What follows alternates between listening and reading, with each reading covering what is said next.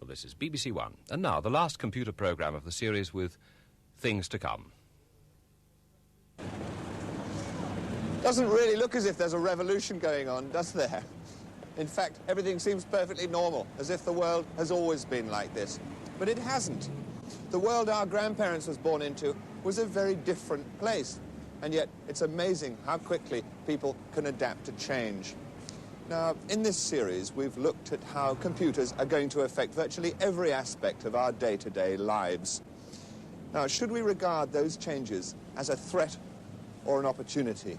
What can we really expect from things to come?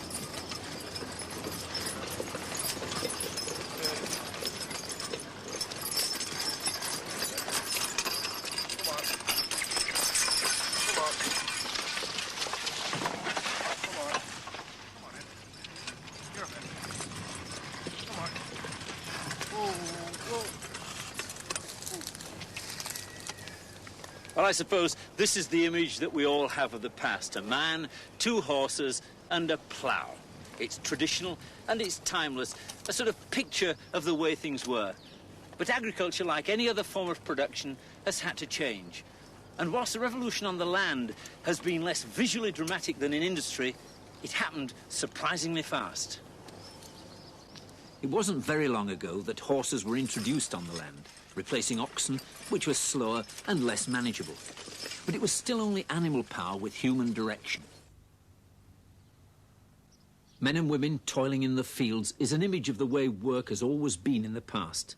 And it's only in the last 200 years or so that production has become less labour-intensive. Early farm machinery relied on horses to drive it, but they couldn't supply the power nor the speed that more sophisticated machines required.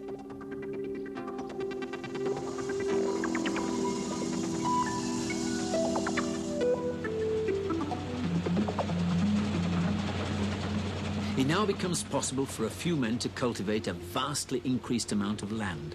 Hedges and ditches disappear, and the farm labourers move away. The next step in the revolution is to introduce machines that can work without human direction. What applies to farming applies to any productive industry. The introduction of automation reduces the workforce, but allows for greater flexibility of manufacture.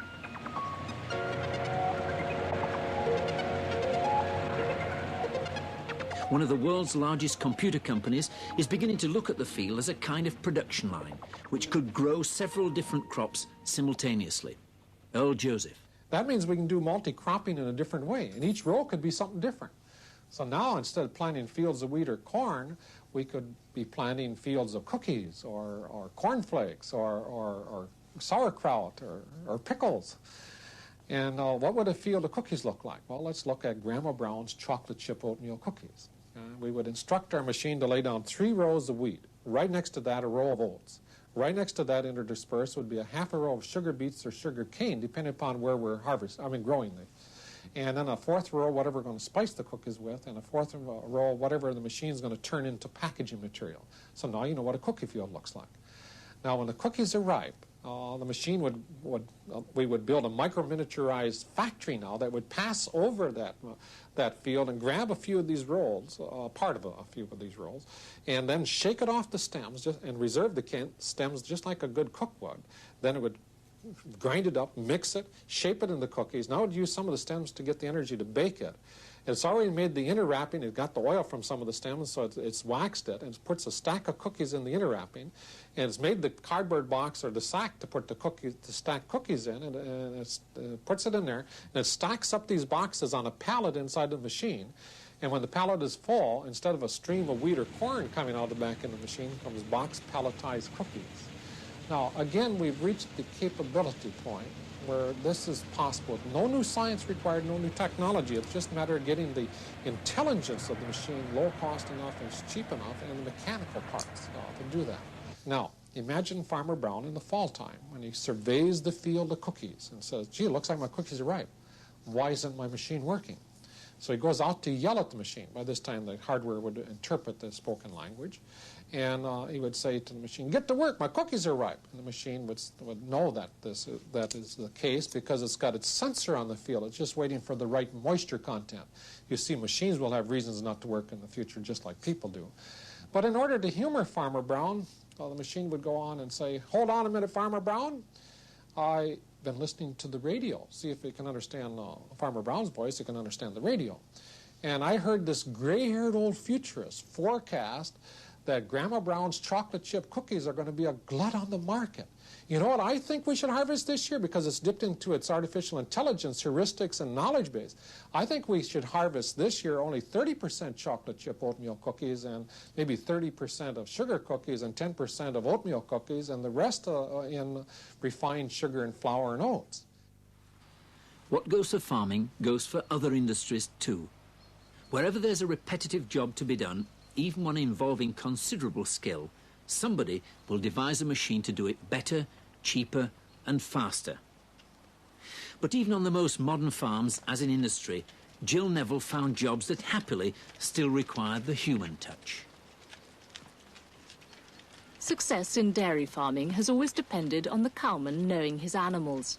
He has to give each cow his individual attention if she's to give her best yield of milk.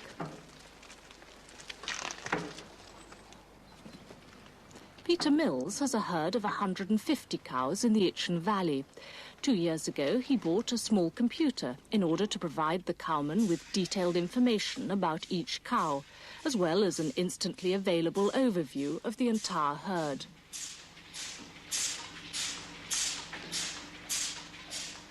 The yield of each cow is entered once a week, along with any other relevant information, such as feed, date of calving or veterinary inspection. I've got the concentrate that comes. Okay, lovely, thanks. Let's just have a look, see. Louise, I think we seem to have a problem with one or two of these cows. Number 143, she's dropped by 50% down to 4 litres a day. Can you let me have a individual cow record? Yes. So we can have a... 143, you said? 143, yeah.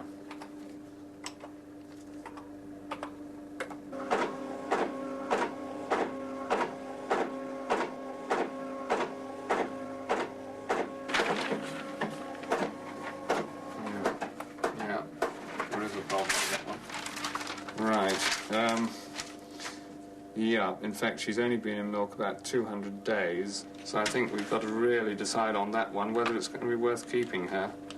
Yes. I think one of... I'm not sure when she's due. She's calved in February last year, so I think she's due about the same time. But I doubt whether she's going to be worth keeping till February, so I think that one's going to have to go. With the help of his computer, today's farmer knows as much about his 150 cows as his predecessor knew about his herd of 20 or 30. But there is a difference. Though the computer supplies the farmer with information about his animals, it may be he no longer knows them as individuals. This could also be a problem in professions involving people and computers. A microcomputer like this will probably turn out to be just the very early stages in the development of this technology. But even if you put it to work now, it can still offer something very valuable. Computer power at very low cost. Costs far less than it would cost to have a person to do the same job. And unlike people, once you've taught it, it never forgets. It's capable of working infinitely long hours, 24 hours a day, 7 days a week. You don't have to provide light or heat for it. And in fact, it consumes less power than a 60-watt light bulb. In other words, it's the perfect slave. So how are we going to use this perfect slave? So far, we've suggested that automation and computers will profoundly influence production and service industries. But there's another job which is increasingly important in today's society, the processing of information. And that's where the computer is going to have its most profound impact in the future. Now, it says here, I promise to pay the bearer, on demand, the sum of £1. And it's signed by the chief cashier of the Bank of England. Well, here we are, the Bank of England. Trouble is, if I go in there and demand my £1, the chances are all I'll get is another one of these. The truth of the matter is, money doesn't really exist, or rather, whatever money is, it certainly isn't one of these. All this is information about money. So is a cheque, or a banker's draft, or a letter of credit. They're just information about money, and they're just some of the millions and millions of bits of paper that get shuffled around the City of London every day. If I want to pay my electricity bill, the most convenient place to do it is in the High Street branch. But the Electricity Board have their account at the branch of another bank over 100 miles away. So the question is, how does the Electricity Board get credited with my money? Hello, can I pay my electricity bill? I think that's the right amount. We'll soon find out. That's the last we'll see of money. All that leaves here tonight is a piece of paper proving I've paid the correct amount. And what happens next is an extraordinarily complex process, taking all of 3 days. Journalist Rex Malik has been following it.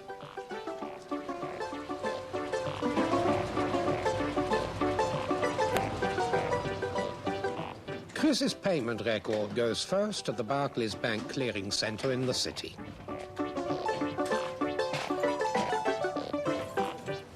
It's just one of the many millions of payments handled daily by the 4 main clearing banks. On an average day, Barclays themselves will handle nearly 5 million items, worth nearly £15,000 million and weighing 10 tons. The paper chase we are following is probably one of the world's most complex, routine, large volume paper handling operations.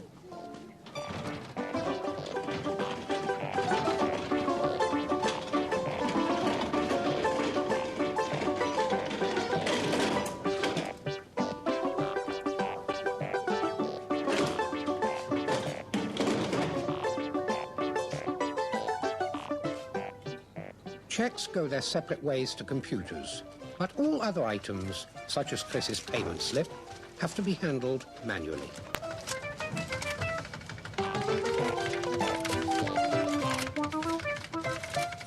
This first sort will separate all the payments Barclays have to make, bank by bank, and then add them up, because what Barclays needs to know is how much it owes to each of the other banks.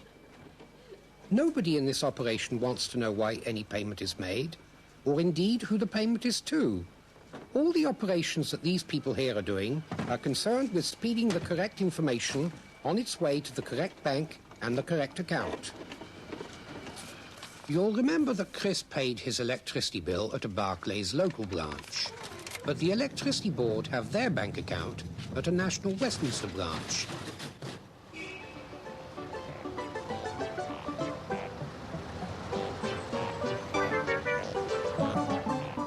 While Barclays have been sorting their pieces of paper, all the other banks have been doing the same thing.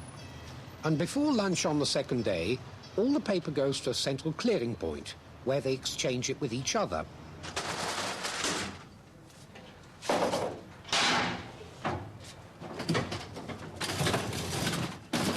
And somewhere in that lot is the record of Chris's payment.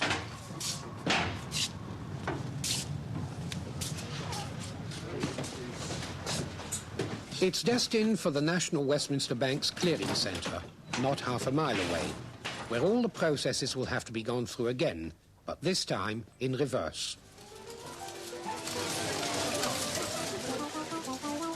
What came in bulk has eventually to leave here this evening in individual packages, each bound for a particular National Westminster branch. When one looks at a scene like this, one is tempted to ask, surely there must be another way for people to spend their lives. There will have to be, because jobs like this, in which people are just used as a convenient interface between machines, will probably disappear quietly and forever during the 80s.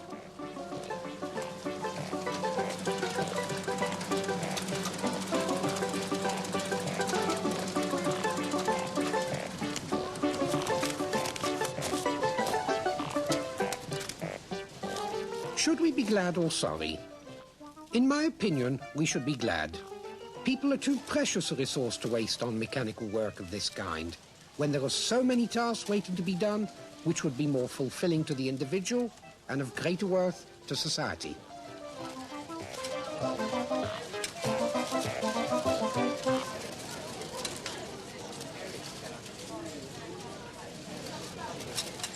Computers, Chris said, are perfect slaves. More than 30 years ago, Norbert Wiener, one of the founding fathers of the computer age, had this to say: any labor that accepts competition with slave labor accepts the conditions of slave labor and is essentially slave labor.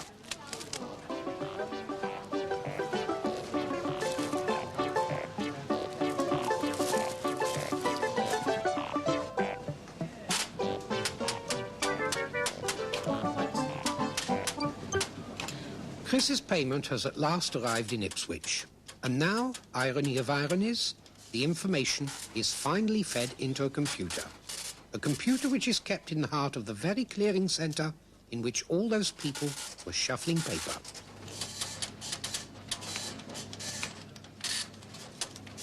The electricity board has finally got its money. The story of one piece of paper, but multiplied by the 1,000 million or so transactions that have to take place here every year and that have to be cleared within a day. And you can see why the City of London is crammed into such a tiny space. The buildings are rubbing shoulders with each other and the office workers have to be within walking distance of each other. But the one thing that those office workers are exchanging and dealing with is information. And that's the one thing that computers can handle more quickly, more cheaply, and with greater accuracy. All it needs is for every form like this to be standardized so that a machine can read it, so that every branch of every bank in the country can have a terminal linked to a central computer. Now, when that happens in the next 10 years or so, and it is going to happen, that means that I can go into any branch of any bank in the country, pay my money, and get a receipt back at electronic speed. The city exists for one major reason. For only by making a payment here can you guarantee it will be paid in a single day. But what price a city when any payment anywhere can be cleared instantaneously? And what price the jobs of the people who work here, doing things that a computer can do? And what goes for the city also goes for all of the world's great financial centers. Charles Lecht, chairman of Advanced Computer Techniques Corporation in New York, takes an optimistic view. What are all the people doing in these buildings during the day? They go up and down in elevators, and as you know, they shuffle paper and they make telephone calls. Some even run computer systems.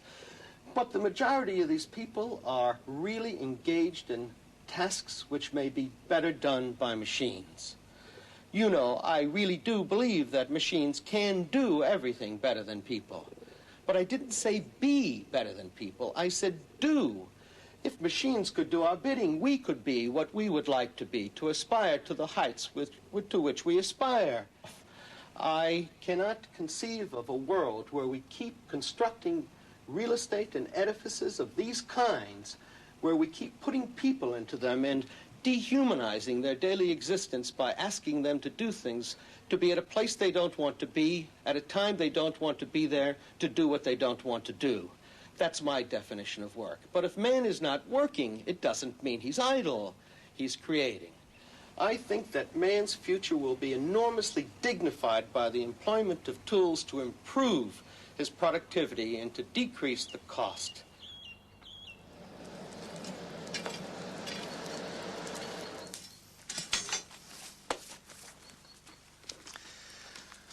In the beginning, there was a gaffer. And the gaffer, the village blacksmith by trade, had a mouse problem. So he made a mousetrap. After a week or two, it turned out that this caught mice faster than any other mousetrap had ever done before. Word spread, and suddenly everyone wanted his better mousetrap. He just couldn't make them fast enough. So he put his sons to work to also make even better mousetraps. That gave him more time to make deliveries and take new orders. Demand grew, for word had now spread throughout the surrounding countryside. But now when he came home late at night, he was often tired, much too tired to do the paperwork. So he asked his wife to look after the accounts and pay the taxman. But his sons were young, and they liked to fool around, and mousetrap production often seemed erratic. So regretfully, because he liked calling on his customers, he hired a peddler to go out and sell them for him, while he stayed at the smithy to supervise. But today, a century on, the local smithy has become the headquarters of the world's best mousetrap corporation. He's got plant and offices in every country in the world and thousands of employees. What his sons did has become manufacturing. What his wife did has become finance and administration. The peddler has become sales and marketing. And he and the supervisor, of course, have become management. I suspect if he was around today, he'd still be attempting to make an even better world's best mousetrap, and he'd be working in research and development. But of all these thousands of people, very few of them know anything about mousetraps. In fact, some of them have never even seen a mousetrap. What they do is add up figures. They write memos to each other. They work out each other's wages and generally shuffle paper. And as the company grows, more and more of these people are taken on just to support those very few people who really understand how to manufacture and sell mousetraps. Today, the silicon chip promises to replace most of those people and most of those processes, and allow the gaffer to build and sell as many mousetraps as he wants, without them. Indeed, the Mousetrap Corporation, one can observe, is probably built on sand. And the sand, in the form of silicon, is slowly but surely gobbling it all up.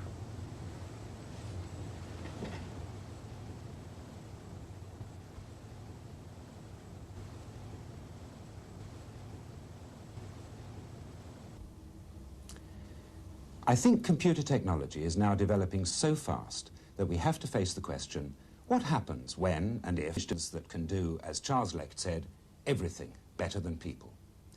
Because when that time comes, the next question is going to have to be, then what shall people do? It is possible that we may manage to create an entirely new society with new ways of satisfying people's basic human needs of dignity and some purpose to their lives.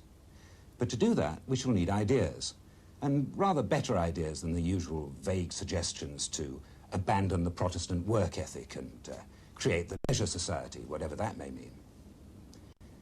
In this series, we've tried to show you something of what computers are and how they can be used. Whether they should be used, and if so, how and to what purpose, are questions we haven't had time for. I hope they will be taken up elsewhere.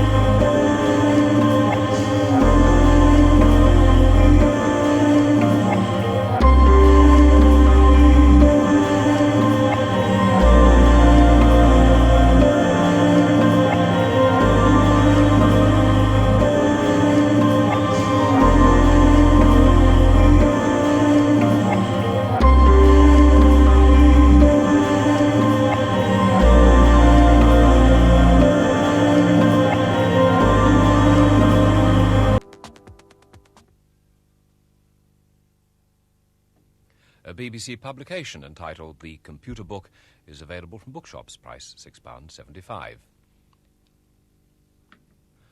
For details of other parts of the project, including the BBC microcomputer system and BBC application software, the associated NEC correspondence course in programming and information about courses, computer clubs, and other sources of advice in your area, please send a stamped addressed envelope at least 12 inches by 9 inches to Broadcasting Support Services, PO Box 7, London W36XJ.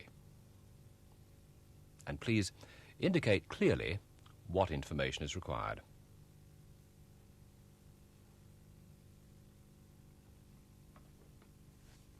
BBC One, and now we follow this week's engineer on a day in his working life.